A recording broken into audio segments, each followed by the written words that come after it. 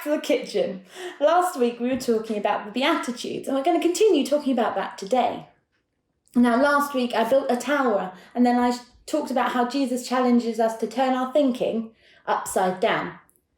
And then I did a demonstration when there was not very much of you left in the glass. Now that means there's plenty of space for God to come in and work.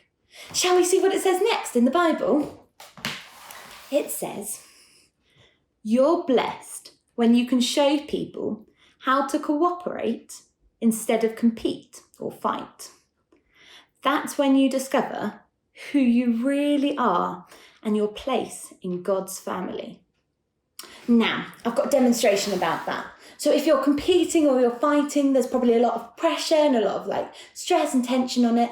And if a good thing is trying to get this balloon inflated, you're not going to get a good thing in a pressured environment. Look, I'll show you. Look, I'll breathe as hard as I can and the balloon won't inflate. No, just doesn't work. However, if you remove yourself from the pressured environment, or you remove some of the pressure from the environment, then it's far, far easier to inflate the balloon. She says.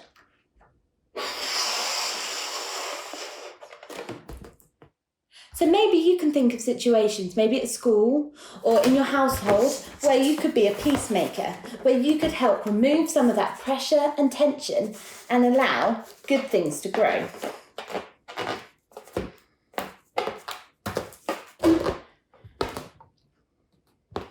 That's that demonstration. Shall we see what it says next? "You're blessed when your commitment to God provokes persecution.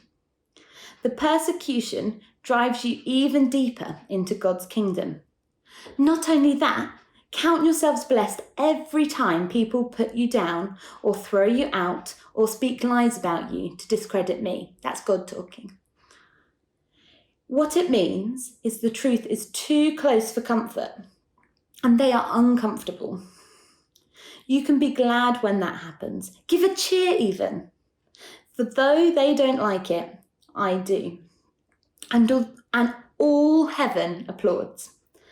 And know that you are in good company. My prophets and witnesses have always gotten into this kind of trouble.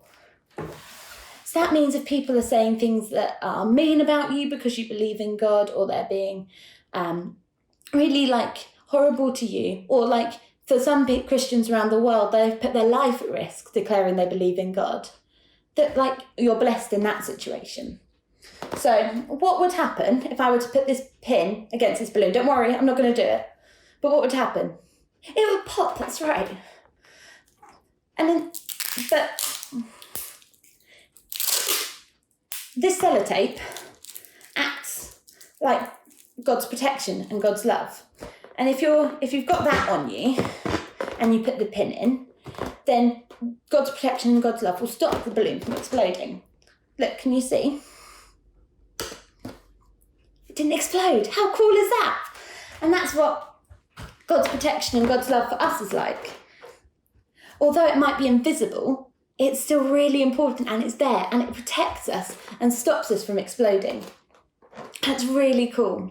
Now, as we go into the week, I pray that if you find yourselves in difficult, pressured situations, that you are able to focus on God and help relieve some of that pressure and become peacemakers.